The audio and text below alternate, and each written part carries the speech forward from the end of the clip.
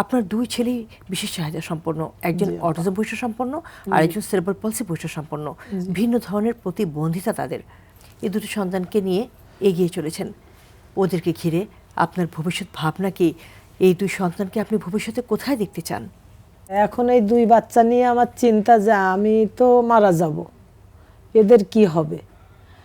এদের যদি কোনো রকম ভালো একটা পর্যায়ে রেখে যেতে পারতাম, যে ওরা বাইরে দৌড়াদৌড়ি না করুক, ঘরে বসে কোনো কাজ বা কোনো রকম সাপোর্ট কারো পেতাম, তাহলে আমার বাচ্চারা আগাতে পারতো।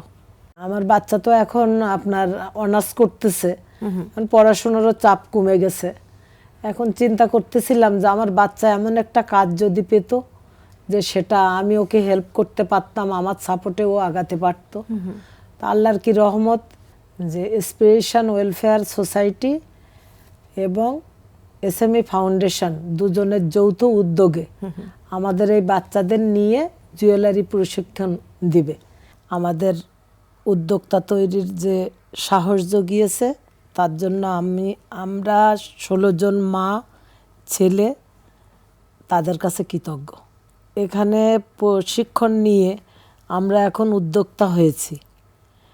আমার ছেলে এখন শুয়ে সুতা পরাতে পারে, পুঁথি গাঁথতে পারে, মালা করে, তারপরে চুড়িতে কি সুন্দর করে ও পুঁতা দিয়ে কিভাবে একটা চুড়ি তৈরি করতে হয় সব এখন আরাফাত পারে, এবং তার সাথে আমি সহযোগিতা করি। আমি কখনো ভাবিনি যে এভাবে মালা তৈরি করতে হয় বা মালা তৈরি করে এভাবে পরা যায়, চুড়ি তৈরি করা যায়। এই অভিজ্ঞতা আমাদের কখনো ছিল না, সবসময় কিনে পড়েছি। কিন্তু ইন্সপিরেশন ওয়েলফেয়ার সোসাইটি এবং এসএমই ফাউন্ডেশন যেভাবে আমাদের স্পেশাল যে ছেলে মেয়েদের আর আমাদের 16 জন মায়ের যেভাবে উদ্যোক্তা তৈরি করেছে, তাতে আমরা অনেক খুশি এবং গর্বিত।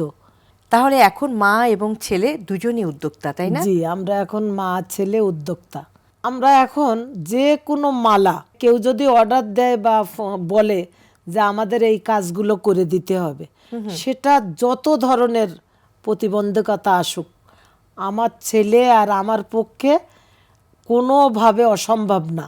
আমার ছেলে এবং আমি এখন মানসম্পন্ন জুয়েলারি তৈরি করতে পারবো।